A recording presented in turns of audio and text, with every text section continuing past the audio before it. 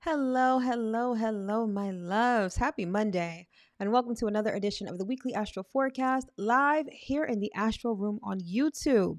I am your host and your favorite astrologer, Mel of Divine Feminine Works, where I help people unlock their divinity and discover their magic. So if this is our first time meeting, welcome. And as always, if you are returning, welcome back. So this channel is everything astrology, spirituality, and manifestation. So if those are the things you like, if those are the things you love, or if those are the things you want to learn more about, don't forget to hit that subscribe button as well as that notification bell so you'll always be notified when I come out with new content. All right, my loves. So this is the weekly astro forecast for the week of April 15th through 21st, 2024. So, wrong button. I tried to do that so smoothly too, and that just didn't work out. All right, there we go. So talk to me. How are we feeling? Let's give ourselves a round of applause because we have made it through eclipse season, at least the first one for the year, right? And from what I am understanding, it's been a lot, honey. There's been a lot going on, a lot that has been shaken up, just a lot. All right. So check in with me. How are you feeling? Hit up the chat if you are live here with me, or if you're watching this on the replay, hit up the comment section and let me know how you are faring with this new energy. Because here's the thing with this eclipse that just passed, this solar eclipse in Aries, it was full of brand spanking new energy. And so we've entered this portal that's very different from what we're used to, right? And for those of us that have been doing the work, it's like a whole new world is opening up to us. So while we may have a rocky start, right? This eclipse season was not for the faint of heart by any means. I do believe that as the months roll by, you're going to start to see your life truly change. Just the energy frequency just feels different. I don't know if you can feel it, but I can definitely feel it. Like, how I know is because, so we're still currently in Mercury retrograde, right? And, things from the past are coming back around. They may be thoughts, they may be people, they may be situations, right? And things from the past are coming back around, but it's almost like I'm seeing them for the first time, in the sense that I'm seeing them with a new set of eyes. I'm examining them with like a new mind. Like everything is different. And that's a great thing. So, have patience with yourself, have patience with the process. As I mentioned in my Aries solar eclipse video, it's not the case that, everything is going to happen at or around the day of the eclipse. Eclipse energy is like a wave, and you may feel the effects of it. You likely will feel the effects of it months from now. And between now and the next 6 months, different things may happen, different things may pop up. So you kind of just have to be patient. But most importantly, you have to be aware. The awareness and the consciousness is what allows you to really see what's going on, right? Because if you're just mindlessly moving forward, you're like, hey, the eclipse passed, nothing really happened at that time. Meanwhile, the universe is like, listen, this is a slow burn. Whatever is transpiring in your life, whatever's transforming in your life, we're doing this slow and steady, or we're doing this very subtly. This subtle action by the universe may hit a peak maybe 3 months from now. But if you're not present, if you are not conscious, if you are not aware, it's like you're going to miss it. And then you kind of miss the whole point of the whole thing, right? So we're being patient. We're recovering, right? If you feel that you need more rest, if you feel that you need more hydration, please do so, because those eclipse energies, they tend to take a lot of water out of us. They tend to make us very tired. So get the rest and the hydration that you need, and just be patient. Be patient as the universe rolls out the red carpet for you and starts to make things unfold in your life. All right. But that was last week. Let's talk about this week. Okay. So this week we have a new season starting, and we have one of the most dynamic transits of the year. All right. I actually mentioned this transit in my yearly astro forecast general astrology video, plus all of the sign videos. But I actually did a dedicated video to this particular transit because it's that important. All right. So in any event, this is going to be a week of shifts, right? With the sun changing signs, obviously, we're going to be conscious of the shift from Aries to Taurus. But with this particular transit that is transpiring this week, it's going to be a breakthrough for some people. It can be full of surprise. Your life can definitely be shaken up. And I will get into all of that and more in this broadcast, all right? But of course, as always, housekeeping and announcements. So if you are joining me here on the live this evening, thank you so much for tuning in. I sincerely appreciate you. Say hi on your way in and definitely hit that like button as well, please. And thank you. And if you are joining me on the replay, I appreciate you just as much.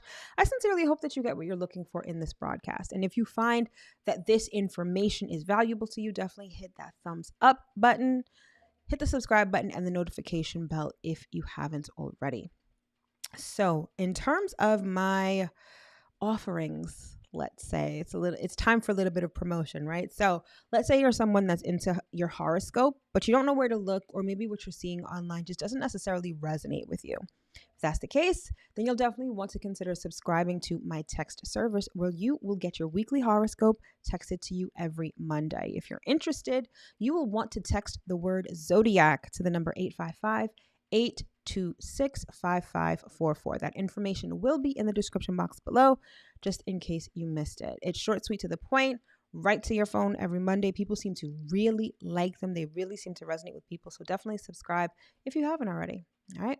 And as always, if you are someone who's brand spanking new to astrology and you have no idea what's going on, or maybe you're not so new to astrology and you still don't have an idea of what's going on, or you're realizing that astrology is a lot of information, and maybe you're having some trouble getting it all down pat, right? Don't worry, I got you covered. I created this thing called the Astrology Basics Cheat Sheet, which is exactly what it sounds like. It's a cheat sheet that gives you the quick and dirty on everything you need to know to start studying and understanding astrology, namely the 4 pillars of astrology, which are the planets, the houses, the signs, and the aspects. So it's an 11-page PDF document that gives you a short and sweet summary on all of these things so that you can start committing them to memory. Because regardless of what anyone says or doesn't say, astrology is indeed a science. And like any science, it requires a good deal of study. So to help you get studying, I created this cheat sheet. If you are interested, the link will be in the description box below. All right.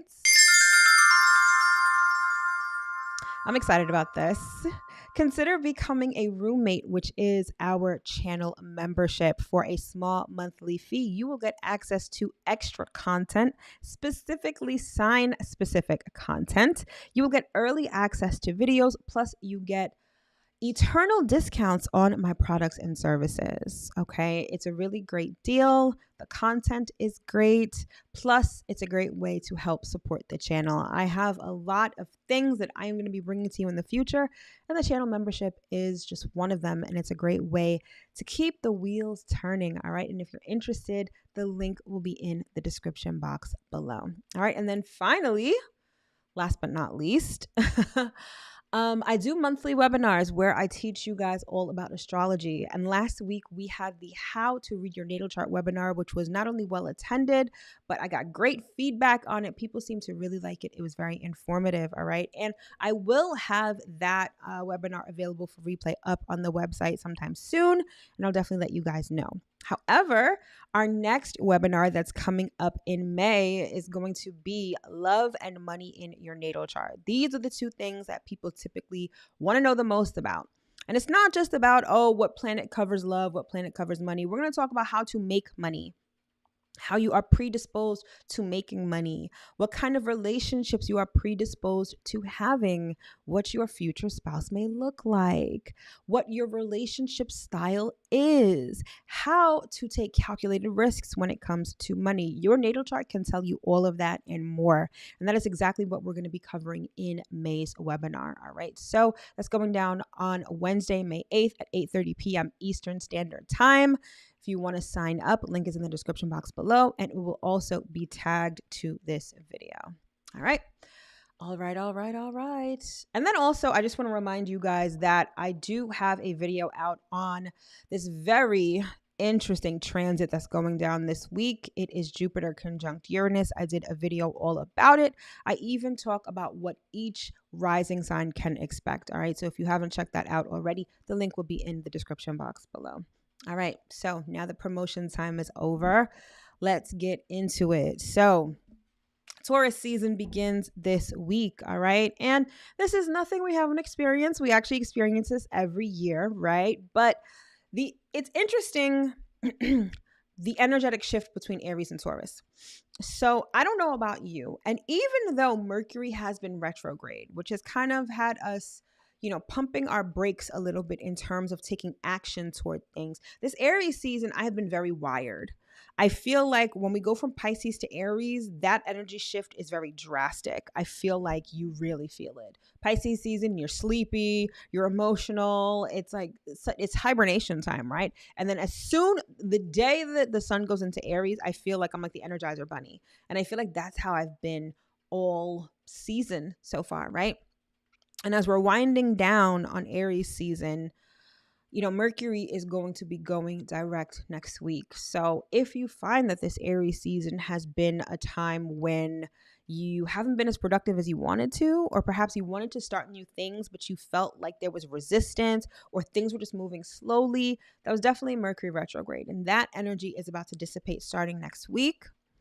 And then when the sun moves into Taurus, it's time to get to work. Aries is like, it gets you motivated, right? It puts that fire under your ass. You're like ready to do some new things. And then Taurus is like, all right, so now we have to be consistent. Now we got to put in the work. Now we got to build the foundation for this idea, for this goal, for this desire that we became aware of or developed in Aries season. So it's going to be time to get to work. And Taurus season, the best word I can use to describe it is like pretty. Taurus is ruled by Venus, and it's not just pretty for that fact, right? Here in the Northern Hemisphere, it is spring, right? And this is when you really start to feel spring. I used to live in New York, and around May is when the evenings would have this beautiful spring-like smell. Depending where you are, some places in New York City will always smell like garbage and piss. However, you start to smell spring in the air. You start to smell flowers. You start to smell spring. You start to feel it, right? This is when Taurus is a fixed sign, and the fixed signs represent the essence of a particular season. It's when that season stabilizes, right? Aries is the beginning of spring, and Aries can be a little volatile, right? Especially if you live in a place like New York. Some days it's cold, it's rainy. Other days it can be like warm or even hot, right? But then by the time you get to May, right, when end of April into May, that's when the season starts to stabilize. And that's very emblematic of Taurus energy. It's about stabilization, right? So that desire that we've cultivated or that we've become aware of in Aries, we start to stabilize it during Taurus season, all right? So this is when we get to work. Like I said, this is when we start building foundations. And then we've got Jupiter conjunct Uranus, which is a whole thing in itself, right? I will get more into that later, but trust and believe this is going to be a time when you may experience some shakeups in the best way possible, where you're kind of pushed out of your comfort zone and where you are launched into a whole new dimension, a new stratosphere, right? It can be a lot, but a lot in a good way. And then apart from that, we just have a lot of some of the regular kind of transits that we typically have. But of course, I will get into all of that right now. All right. So let's get into the highlights and see what we've got going on this week. Can I just say, I love in the chat how everyone loves to say hello to each other. I think it's so nice. And so I will say hello to everyone. Hello, Scorpio Muse. Hello, Ramel. Hello, Patricia. Thank you guys so much for tuning in. I love how everyone's like, hey, I'm here. Hi, all. Hi. It's so cute. Thank you so much. All right. So first up, we have what I like to call feeling bullish. Okay. And this is Taurus season, right? So there's a focus on work and material things, standing your ground, comfort and securities. These are all of the things that we focus on or that are emphasized when the sun moves into Taurus. Thereafter, we have what I like to call breaking the glass, and this is Jupiter conjunct Uranus. Sudden breakthroughs, surprises, and expect the unexpected. This could definitely like slap you across the face. This could definitely trip you up. And this can definitely thrust you into a situation that you may not be prepared for, but that may help get you exactly to where you need to go or not. But I will get into that a little later. And then finally, we have what I like to call healing and synergy. So we've got Mercury, Venus, and Chiron making conjunctions with each other this week. And so it's a lot of synergy, but a lot of synergy related to healing and becoming aware of our insecurities. It's healing the mind. There could be healing through relationships. And there is an understanding of your destiny. We had a similar transit last week. We also have some North Node energy this week. And I think we had a similar one last week where Mercury was conjunct the North Node. This week we have Venus conjunct the North Node. So this may be the right people at the right time saying the right things, right? A lot of alignment can occur this week. All right. So speaking of the week, let's get into the week and see what we got. All right, so today we've got Mercury conjunct Chiron with the moon in Leo. Thereafter, on Wednesday, we have Venus conjunct the North Node. On Thursday, we've got the moon moving into Virgo. Friday is one of the star days of the week because we have a lot of cosmic activity that day, as you can see.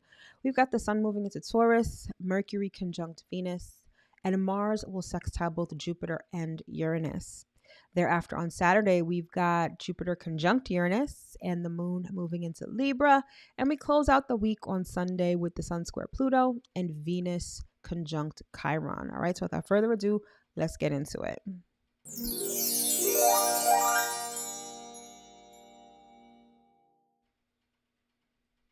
All right, so today we start off the week with Mercury conjunct Chiron in Aries, and you will see that at the bottom right-hand portion of the chart, both Mercury and Chiron are at 19 degrees of Aries, and then we have the moon, which is going to be in Leo, and you'll see that at the upper right-hand portion of the chart, the moon will be at 0 degrees of Leo.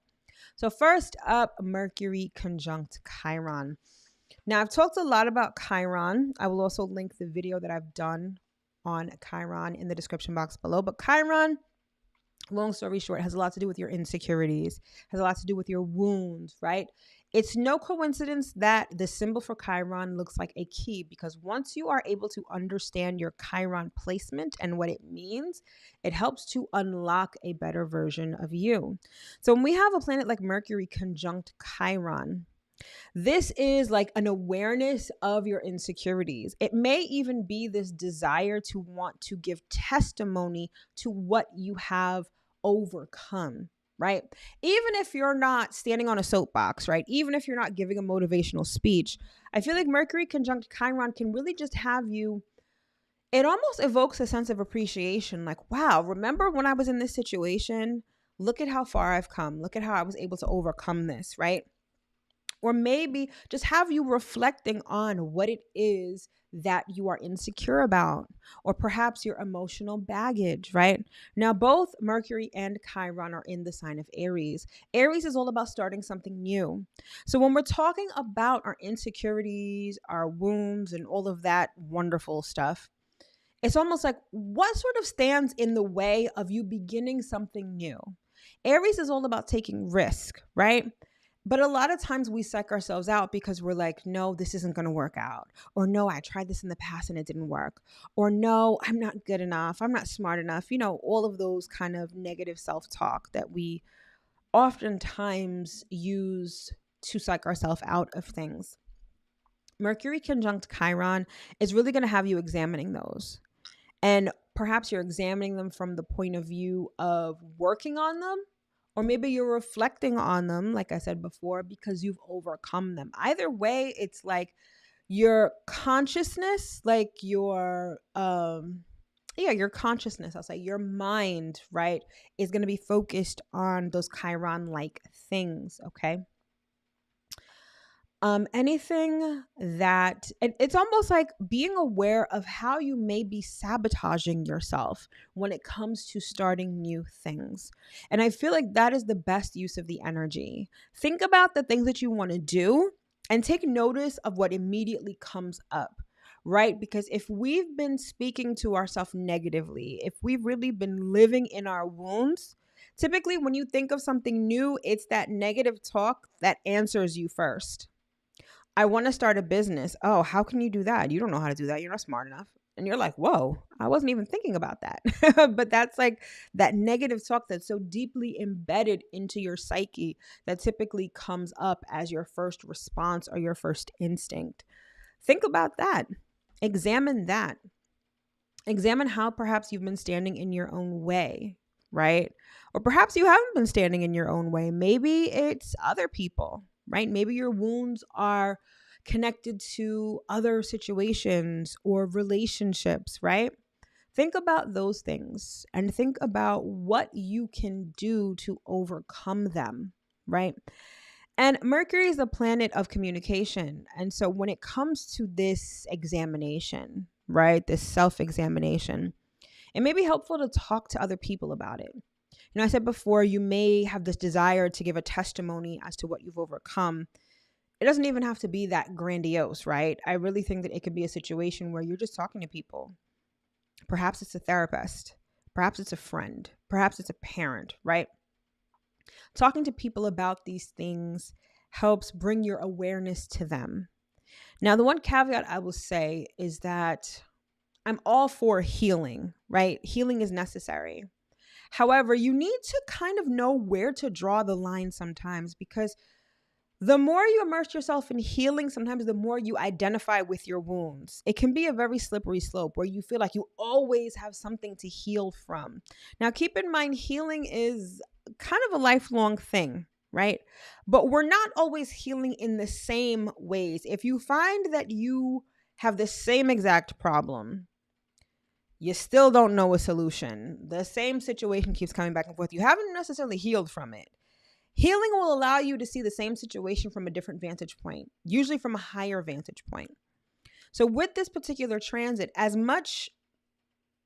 don't allow your wounds to continue to live rent-free in your mind or even in your heart. Bring them up so that you can address them and then let them go. Work through them. And this particular transit is great for that. Okay? And then next up, we've got the moon moving into Leo. And I love when the moon is in Leo because it gives us a lot of playful energy. Leo speaks to our inner child. So when the moon is in Leo, we like to play. We like to indulge our inner children, or at least we should, right? Too many of us have put our inner children on a chair to sit in the corner and shut up, right? We always tell this child within us to not speak, to, you can't have that. Settle down. No, you can't talk that way, right? We do this subconsciously, obviously. However, when the moon is in Leo, that's when you can let that little person, that inner child, really live and have fun. Have fun, be lighthearted. Address your desires, particularly the desires of your heart. Leo is heart-centered energy, but it's also very authentic energy. What is in your heart truly makes up who you are authentically. And so when the moon is in Leo, we have the ability to really address that and live that and embody it and have fun doing it, right? Now, I know it is a Monday, so maybe this isn't the day where you can really kick up your heels and really do some fun things. However, do something that your inner child would love. I'll tell you something. When I was in law school was really stressful, obviously. And the thing that I used to do, and now that I think back at it, I didn't do it all the time, but I can almost guarantee that intuitively I knew when the moon was in Leo and I would do this thing. I used to color. I got coloring books, crayons, colored pencils, and especially when I was stressed, I would color. And the person I was with at the time thought it was ridiculous. They were like, "You're too old to be coloring. What are you doing? This makes no sense." And I was like, "Man, fuck you." He ended up being a horrible person anyway, but that's right. But it was so relaxing. It was so like coloring within the lines and making different shading and stuff like that with the pencils and the crayons. It brought me back to childhood, and that was very relaxing, right? And it appeased my inner child who needed to do something other than studying and working, right? So do something that your inner child would love between today and Thursday. All right, carve out some time for them because they are important. Inner child work, and I'm going to go off on a little tangent right here. Inner child work is super important because it represents that part of you that is authentic. If you look at children, if you examine children, they haven't been jaded yet, right? They're sort of, it's the purest essence of you, in a sense, before the world has gotten to you and conditioned you with all of the things, right? So addressing your inner child is super important. It kind of brings you back to yourself. So definitely engage in something that your inner child would love while the moon is in Leo. All right, let's keep it moving.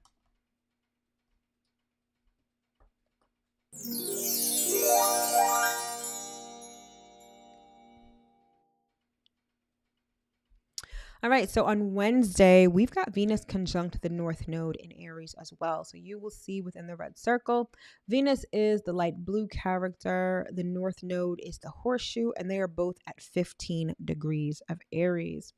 So I briefly mentioned this before, but we had a similar transit last week with Mercury and the North Node, I believe. I think so. There was some sort of North Node transit last week, and I'm pretty sure it was Mercury. The North Node represents your North Star. It represents your destiny. It represents where you're headed in this life. And with Venus being the sign of relationships, it's almost like this is meeting the right person at the right time to take you where you want to be, right? It's fated meetings, fated encounters, fated aspects of relationships. It's like, let's say that you've come to understand that you are supposed to be doing massage therapy, right? And you're like, okay, I'm hearing the call to be a massage therapist, but I have no idea where to begin. And you're like, okay, I guess I'll do some research or whatever. So then you have a friend who's like, hey, why don't we meet up for dinner and drinks on Wednesday? Why don't we meet up for dinner and drinks on Wednesday? And you're like, all right, cool. So you meet up and your friend is like, oh, I brought my friend along. She's, this is whoever. Her name is Jennifer, right? So the three of you have dinner, drinks, and you start talking. And of course, inevitably, you start asking, Jennifer what she does. And Jennifer's like, oh, I'm a massage therapist. I've been doing it for like 5 years. And you're like, whoa, how crazy is that? Like, I want to be a massage therapist, but I have no idea what to do. I have no idea how to start. And Jennifer's like, oh, I can definitely help you out. I can just tell you what I did. I could give you, information on the course that I took, the certification that I took, right? So Venus conjunct the North Node is just like that, right? It could be a chance encounter with someone who puts you on the right track, who gives you the right information. Venus also rules money. So this may be getting the right resources in order to further your purpose. And it's not just money, right? It could be, let's say you are a painter, right? This could be getting more paint, getting new brushes, right? It could be a variety of things. It's like, it's a blast of positivity to help keep you moving toward your North Star.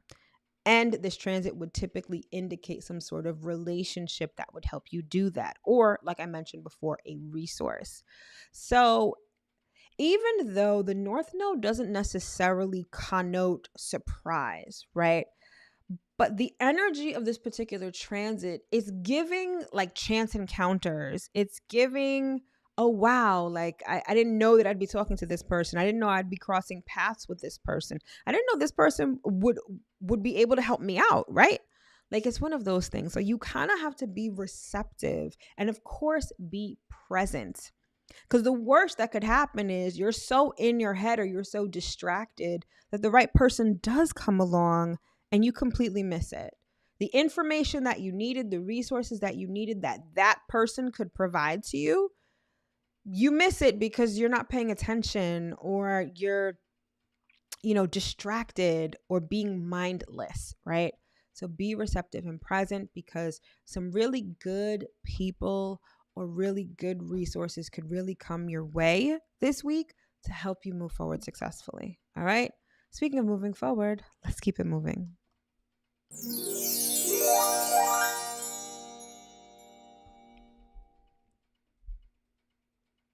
All right, thereafter on Thursday, we have the moon moving into Virgo, and you will see that at the bottom left-hand portion of the chart. So when the moon is in Virgo, I always say this, I feel like it's a very non-sexy kind of feeling. Not that Virgos can't be sexy. I mean, just kidding.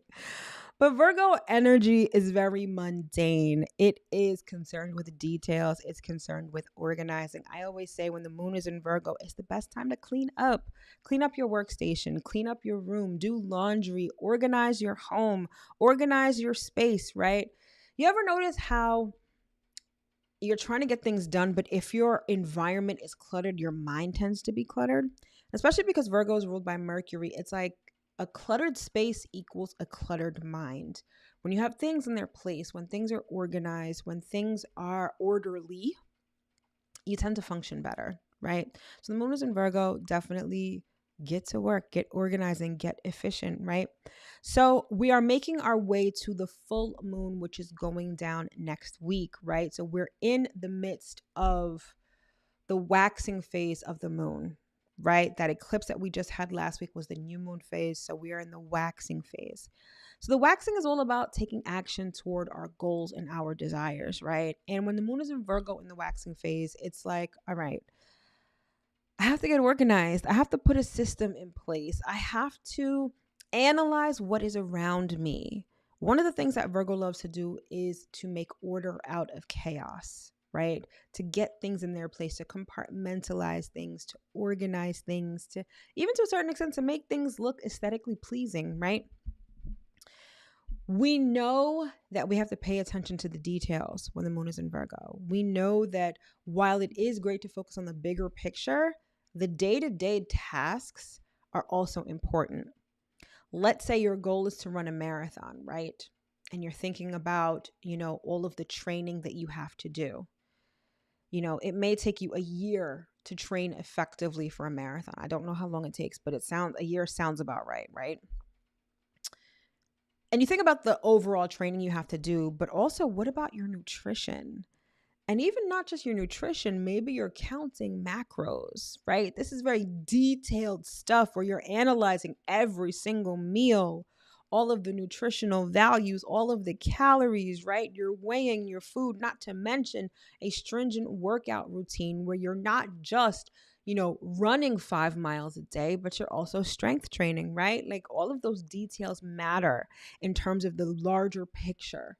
And Virgo was like, I need you to focus on the details. I need you to focus on what you're doing day in and day out to reach this goal.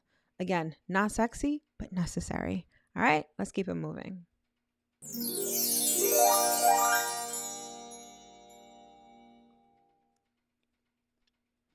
All right, so Friday, a lot going on Friday, as you can see. So first, we've got the sun moving into Taurus, and you'll see that in the middle circle, right? You'll see the brown looking glyph. That is the sun, and that will be at 0 degrees of Taurus on Friday. Then we have Mercury conjunct Venus in Aries. That's also in the middle circle. Both of those planets will be at 17 degrees of Aries. Then we have Mars, which is at 21 degrees of Pisces, which you will see at the right-hand circle. Mars is the red Mars symbol, obviously. Again, at 21 degrees of Pisces. And it's going to be it's going to be sextile to both Jupiter and Uranus. And those two planets are at the left-hand circle. Both of those planets are at 21 degrees of Taurus. All right, so let's discuss. First, the simple thing, sun moving into Taurus. I mentioned this before. It doesn't bear much mentioning now, but this is the essence of Taurus energy. When the sun moves into a sign, it's like a flashlight is being shown or is being directed at whatever house that sign occupies in your natal chart. Sun is in Taurus. So this is where the emphasis is going to be during Taurus season. So Taurus-like themes will be emphasized, and those things are money, security, work, comfort, luxury. Material things are the realm of Taurus energy. But more so than just that, Taurus also represents value. That's why Taurus has a lot to do with our self-esteem and our self-worth. Anything that we value would be considered under the realm of Taurus. Also, building foundations. So Taurus is the first of the earth signs. So think of it as laying the foundation of a house and the work that goes into that. The sturdier the foundation, the sturdier the house, right? And so this is what we're focused on during Taurus season. So things like money become pretty emphasized during Taurus season, regardless of where Taurus is in your natal chart. Whether you're thinking about investing money, saving money, spending money, buying large ticket items, right? That's the realm of Taurus. So you're going to want to look at where Taurus is in your natal chart. Once the sun moves into Taurus, this is the area of life that will be lit for you. Okay. The next up, we've got Mercury conjunct Venus. Okay. Mercury is communication and ideas. Venus is relationship, fairness, love, money. You put those two together in a sign like Aries. This could be about starting new relationships, right? Socializing with people and developing relationships that way. Expressions of love and affection. Now, when I say expressions of love and affection, because it's in Aries, it can be very sexual. Okay. So this could be a lot of sexting. It could be sex, period. But it's not as lovey-dovey or as like affectionate as, say, if these two planets were like in Pisces, for example. In Aries, it's straight to the chase. That's it. Real blunt. Okay. Either way, this particular transit encourages personal interaction, whether you're like physically touching someone or just talking. Now, I particularly like this transit for business, okay? Especially if you're starting something new. Venus is about forming the right relationships and perhaps gathering the right resources. Mercury is about expression, right? So this could be about pitching to someone to get funding. This could be about talking to someone, perhaps to partner up in a business endeavor. I think that this particular transit can bode well for negotiations, although they can get heated. Because again, remember, Aries is a sign of combat. So it's not going to be smooth sailing. You may really have to defend your position, but I think it gets the wheels turning when it comes to starting something new in business. So I particularly like this transit for that. I think you'll find other astrologers won't necessarily agree with that, but I think it's really great. Now, especially if you're not necessarily starting something new in business, because Mercury is retrograde, this can also have you revisiting things from the past. So perhaps ideas to start businesses that you neglected or that maybe didn't work out before, you can kind of give them another go around with Mercury retrograde. Okay. Just keep in mind that things won't necessarily get off the ground rapidly. Until Mercury goes direct, things are still going to be a little slow. Things are still going to be a little delayed.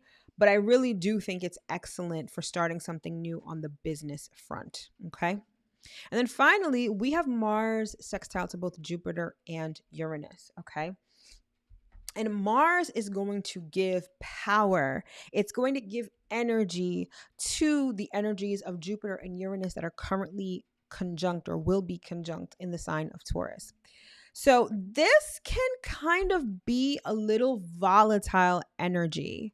I equate this literally to like a rocket launching. And if you've ever watched a rocket launch on TV, the amount of firepower, of sheer firepower that needs to be exerted in order to allow a rocket to enter different atmospheres and then eventually, or well, it's not the firepower that allows it to orbit, but to get a rocket up there takes a lot of firepower. And this breakthrough that Jupiter and Uranus conjunct in Taurus may bring to us is going to be fueled by Mars. And Mars is risky, volatile, bold, dynamic, right? These transits, and when I say these transits, I mean Mars sextile Jupiter and Mars sextile Uranus. It can have you feeling very impulsive. It can have you feeling very risky, very like, I don't want to say knee jerk reaction. I want to say like you feel like you want to do something and then you just do it. Particularly Mars sextile Uranus. Mars sextile Uranus is like your intuition may have you doing some real risky kind of shit, or it may have you doing something really bold that you normally wouldn't do. But again, think of this transit, and by this transit, I mean Jupiter conjunct Uranus. Think of it as the rocket, and think of Mars sextile both Jupiter and Uranus as the fire that helps launch that rocket, okay? And this could, it's hard to say how this can play out because Uranus is the planet of surprises. So I can tell you this could be a breakthrough. This could be a whole bunch of things, right? This could be surprises. This could be your soulmate coming in. It could be a windfall of money. It could be a whole bunch of things. Now, especially because both of these planets, Jupiter and Uranus, are in Taurus. Taurus is money. Taurus is ruled by Venus. So this breakthrough, these things are probably going to be very Venusian. Love, money, resources, luxury, all of that great stuff. But because Uranus is in the mix, it could be anything or it could be nothing, right? Nothing is something. So you have to keep an open mind and you have to be really flexible. Number one. Number two, you will definitely want to listen to your intuition. Now, the reason why I equate this transit, and when I say, I keep saying this transit and explaining it, right? I'm talking about Jupiter conjunct Uranus with Mars sextile to both Jupiter and Uranus. Think of it as, when I say this transit, that's what I mean. I equate it to a rocket ship, especially because Jupiter wants to expand you. Jupiter wants to push you out of your comfort zone.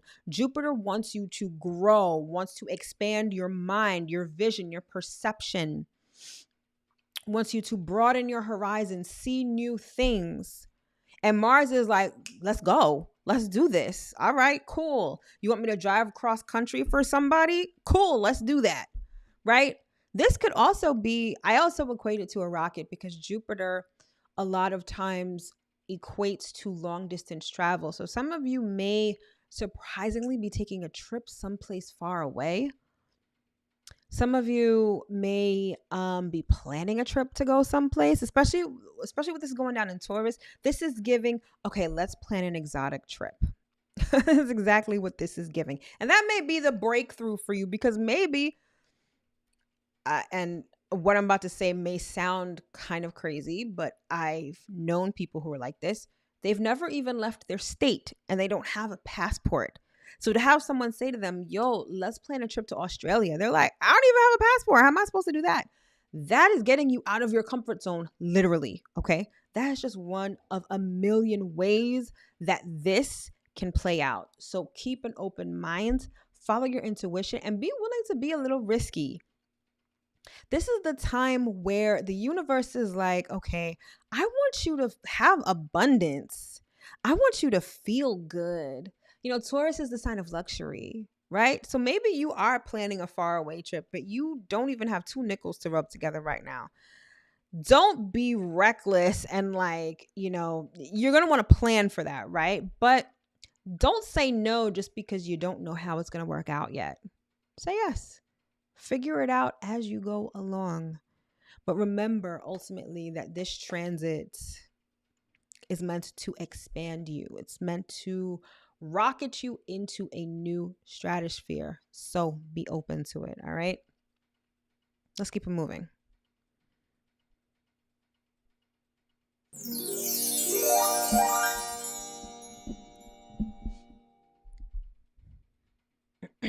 So Saturday is when that Jupiter and Uranus conjunction will be exact. And you'll see that at the right-hand portion of the chart with both Jupiter and Uranus in the sign of Taurus, both at 21 degrees. And that same day, the moon will be in Libra. Okay. Now, I love this. Now, I just said that Jupiter and Uranus are going to be in Taurus. Taurus is ruled by Venus. The other sign that Venus rules is Libra, and the moon is going to be in Libra on Saturday. Venusian things are going to be a thing over the weekend, and don't shy away from it.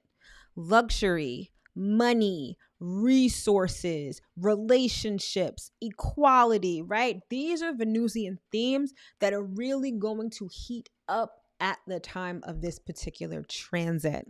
So I already discussed Jupiter conjunct Uranus.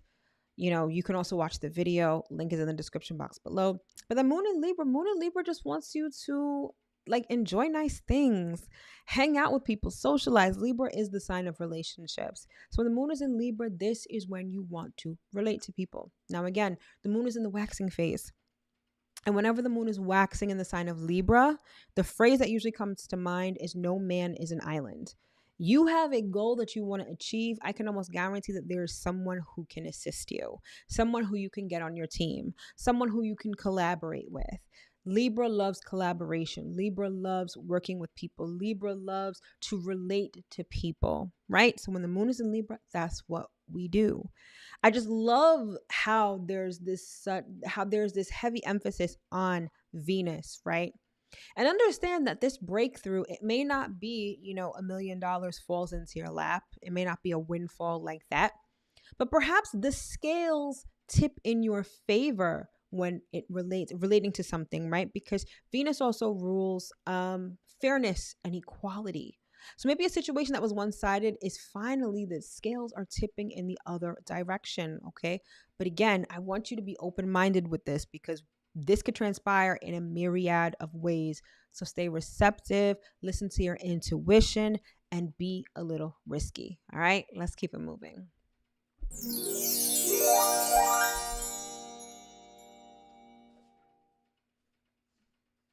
All right, and we close out the week on Sunday first with the Sun square Pluto.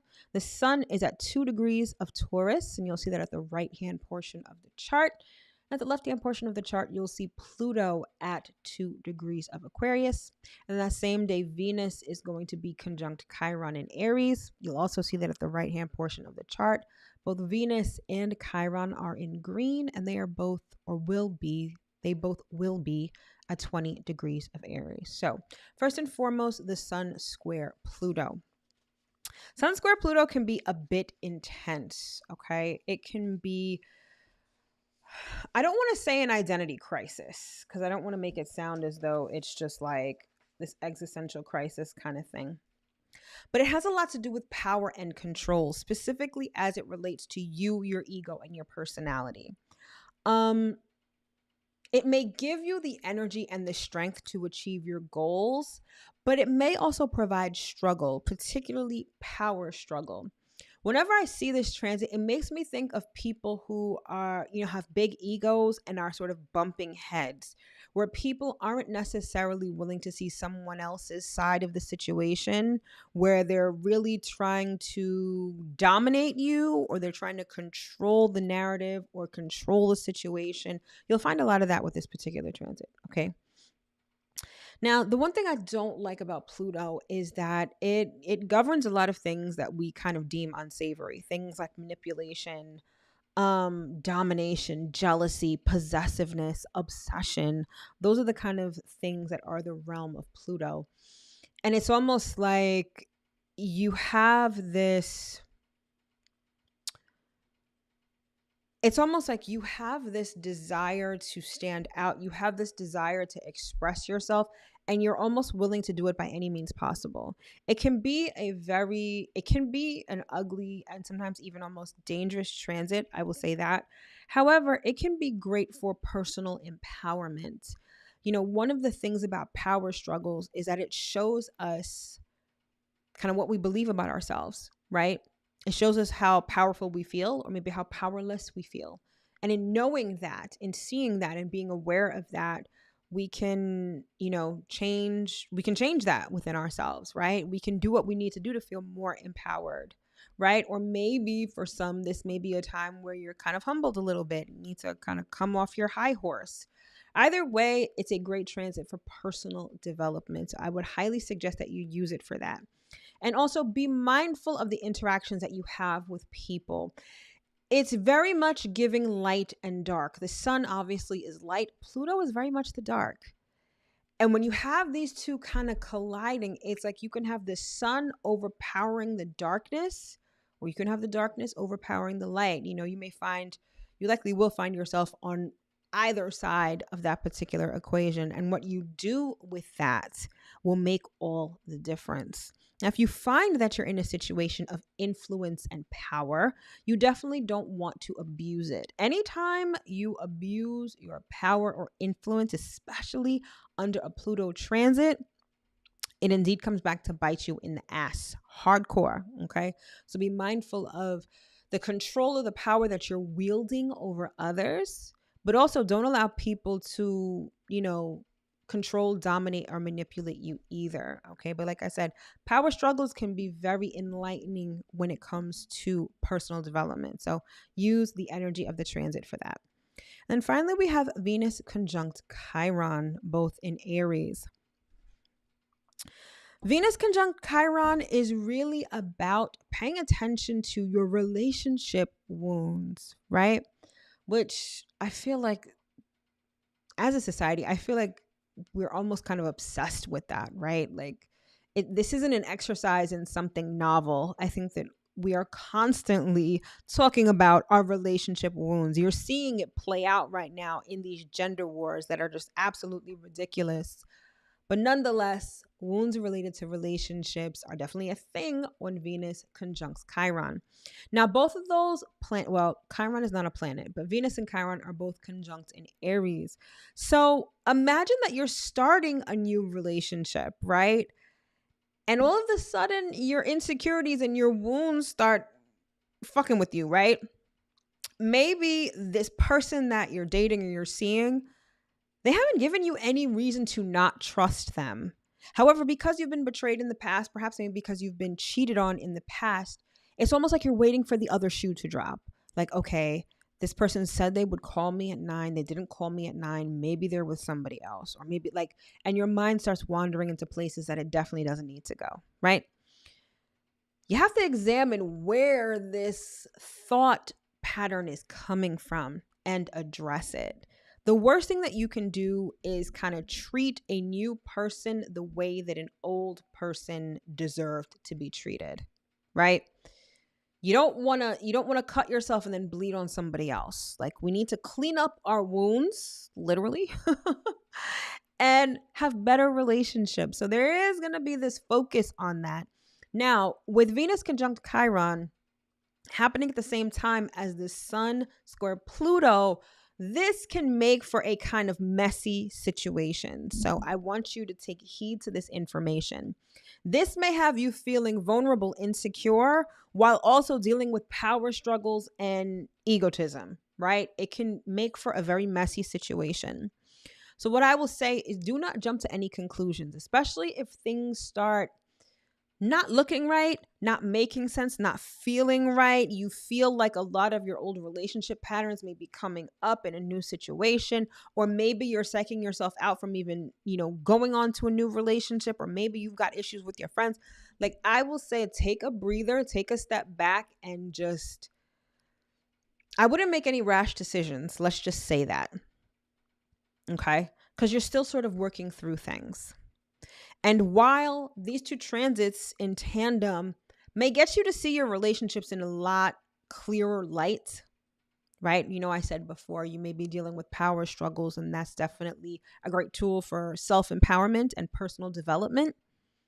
I still wouldn't make any rash decisions. I still wouldn't cut off a friend. I still wouldn't believe the worst about somebody. I still wouldn't let that darkness prevail when it comes to your relationships. If you find that, especially by the end of the week, things just don't feel right, or, you get what I'm trying to say, right? Don't make any rash decisions.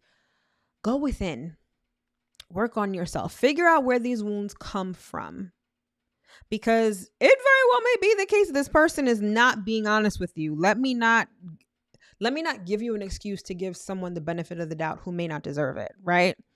However, you can't just go into a new situation and this person hasn't given you any inclination that they're being untrue to you, that they're cheating on you, that they're manipulating you, and you just start treating them as such. Because guess what? If you set that energetic frequency, that is the frequency that'll come back to you, and you don't want that. That's actually the definition of a karmic cycle. Okay? This transit, I'll say these two transits, Sun square Pluto, Venus conjunct Chiron, it actually gives you an opportunity to break karmic cycles. If you're willing to do the inner work, if you're willing to face your demons, right? And if you're willing to examine yourself in a way that's productive, in a way that can actually break this karmic cycle so that you can have the relationship that you want, or that you can express yourself freely, okay? So Sunday may be a day that may not feel the best, or on or around Sunday, you may find that you have some of these issues with your relationships, but just work through the issues and I think you'll be all right. All right. So that is the week in a nutshell. So now we are going to move on to messages from Spirit.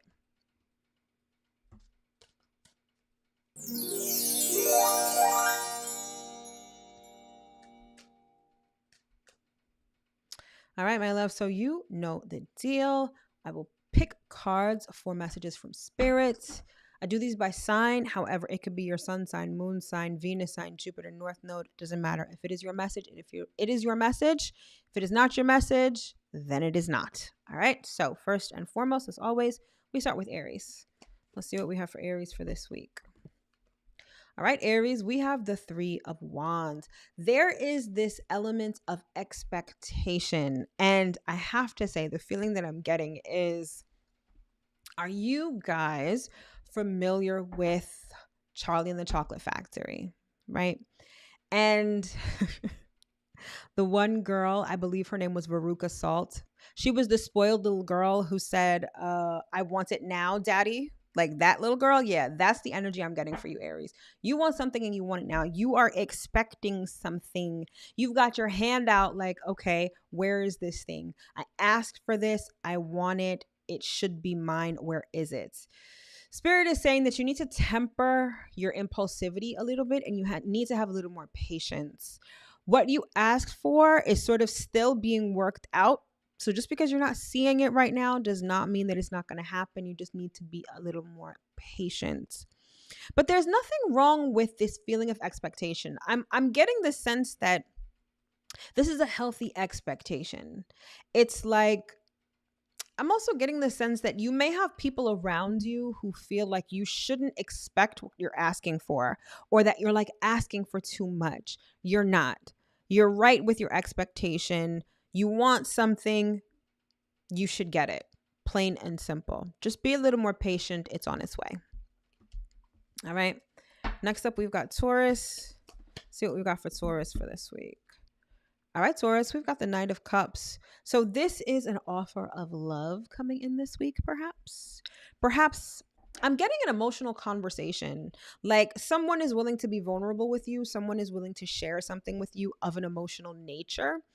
I feel like this feels like I'm hearing like pillow talk, or like, you know, when you have a conversation, like you can sit in the car with someone for like hours and have like really deep conversation. Like that's what I'm getting with this. A lot of emotional vulnerability in this particular conversation this week. And regardless of the relationship, this could be with a friend, this could be with a romantic partner, it could be with a family member. The bond will definitely be strengthened by this conversation. And it's almost like a weight is going to be lifted off your shoulders. For some, there's something that you've been meaning to share with someone, but perhaps it wasn't the right time. Perhaps you were scared, perhaps anxious. You don't know how this person is going to take it. I feel like this is the week where you finally have this conversation and you feel like a weight has been lifted off your shoulders. So I feel like whatever you have to say or whatever you're being told is going to be received well. And I feel like you're going to feel relieved and definitely start to enjoy a closer bond with this person as a result. Okay. Next up, we've got Gemini. Let's see what we've got for Gemini for this week. Gemini, we've got the Nine of Swords. You are stressed out, Gemini. I can't remember if I got this for you last week, but this feels like the continuation of the energy for you. If not from last week, then from the week before. You're definitely stressed out about something. I'm hearing the word shame, like you feel ashamed of something. You see how this person is kind of hiding their eyes, like they've got their hands over their eyes, like they're like ashamed. Like you could be dealing with shame and guilt. You could just be dealing with stress. Like your mind is all over the place right now. Some of you have a decision to make, and rather than make the decision, you're kind of just wallowing in the emotions that this decision involves. But the overriding sensation I'm getting is this feeling of shame or guilt, and you're just like, it's stressing you out. So this may be a week that doesn't necessarily feel the best, Gemini. Do what you can to sleep on it, right? Now, this is not to say that you should like drug yourself or anything to go to sleep, but you need to engage in activities that will calm your mind. It is with a calm mind that you will be able to either make sense of this situation or come to a definitive solution or choice. Okay. So whether that's meditating, whether it's, having tea before bed, whether it's listening to binaural beats, right?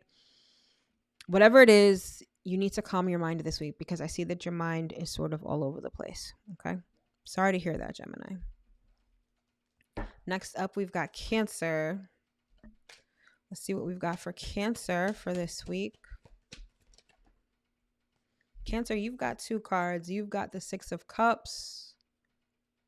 There we go. And you've got the Tower. All right, Cancer, something from the past, and this feels like a relationship from the past, is finally crumbling. This feels like it's been a long time coming. I feel like this relationship has been holding on by a thread, right? The overwhelming sensation is that the reason why this relationship has lasted this long is because of history. Like you've had a friend from like kindergarten and you guys you're not even like the same type of people anymore, but because you've been friends for so long, you're like, well, why would I stop being friends with this person? Something happens this week, and it could be this Jupiter-Uranus conjunction that really breaks this. I'm getting a friendship, if I'm being honest. It really breaks a friendship apart. For the better, though. I think that if you look at this tower, imagine an old decrepit building. I feel like that is the representation of this friendship. It's run its course. It's run down. It's not habitable anymore. It's not a safe space anymore. So I feel like if something happens to sever the ties in this relationship, I do think it is for the best. But I do get the sense that this also, like, that this relationship has not been on the best terms, but you weren't expecting something like this to happen. When I say like this, something this surprising, something this spontaneous, you didn't think that perhaps even something this minuscule would break this friendship. However, it's time. It's time to let go because this friendship is no longer serving you. It's no longer serving either of you. Okay. So it's time to let this go. Let the universe sweep it away so that you can start anew. Okay. Next up, we've got Leo. See what we've got for Leo. Leo, we've got the Hierophant. Okay. There is a situation that is requiring you to have faith. Okay. And it's a situation where you definitely cannot. It's like you've been shown a glimpse of the end result, but you have no idea how to get there. It's almost like, how I was mentioning before with Jupiter conjunct Uranus and how it's like you don't have a passport, you've never been out of the state, and now you're being offered this trip to go to Australia, right? You're like, I don't know how this is going to come together. I don't even have the money to get my passport. Spirit is like, I need you to have faith.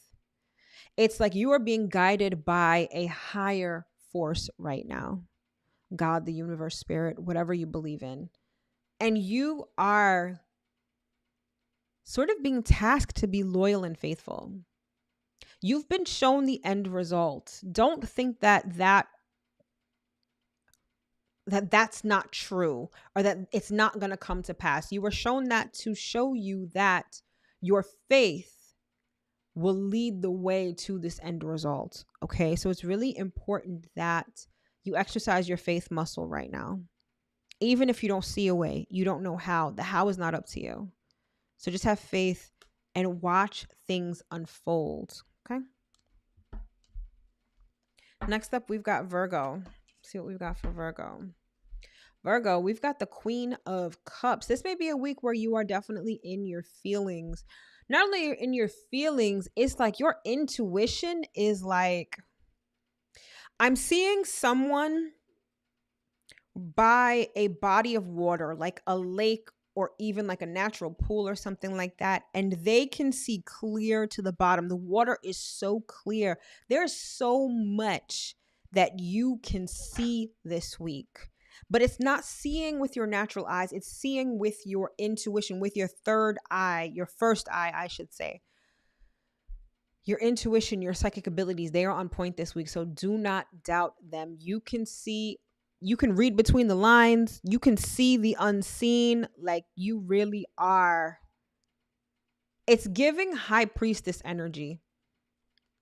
You really are that girl this week or that man this week. Okay. So listen to your intuition. Believe what you know to be true.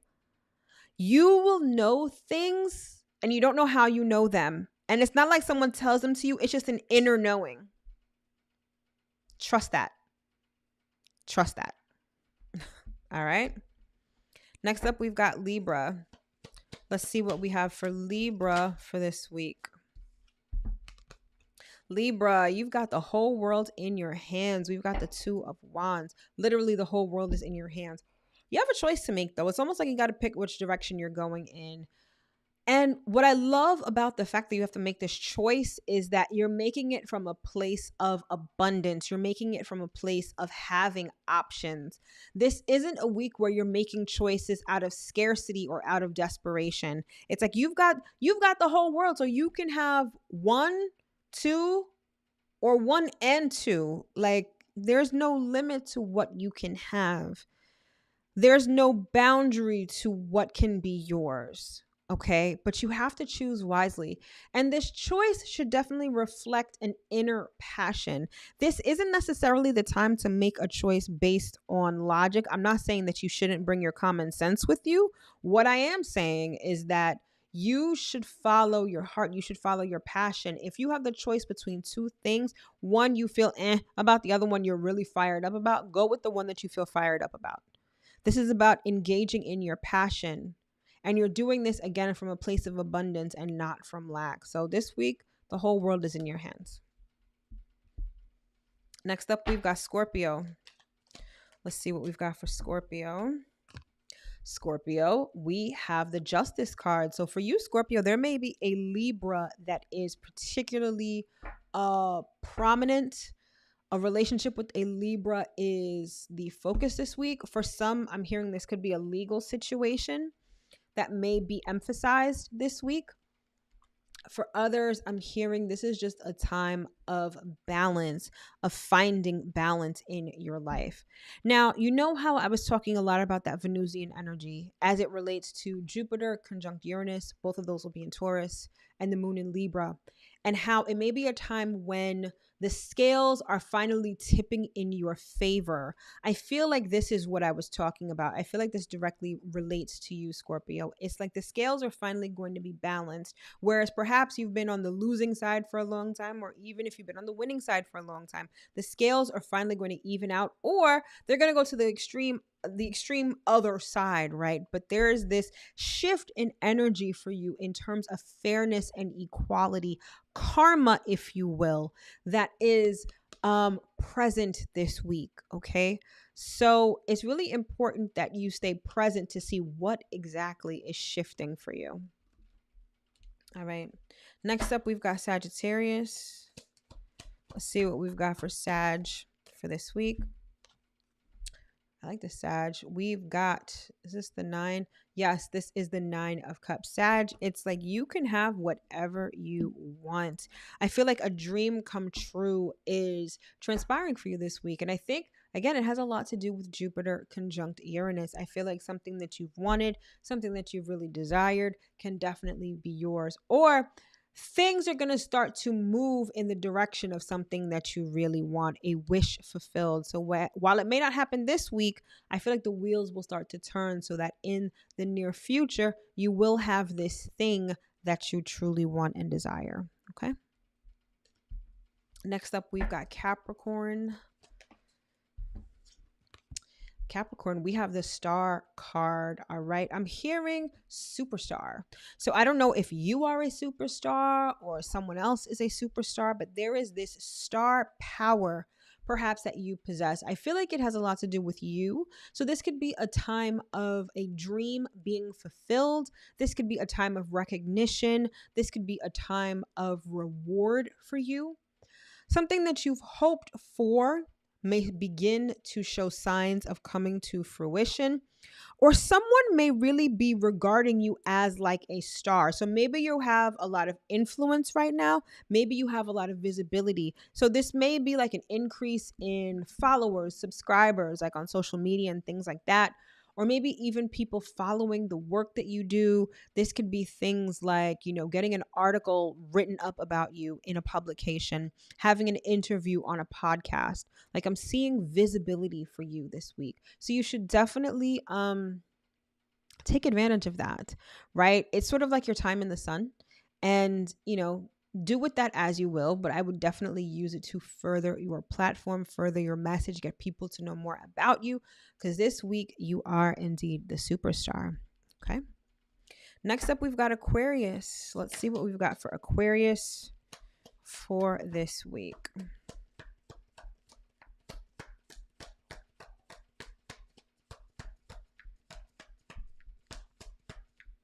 Okay, Aquarius.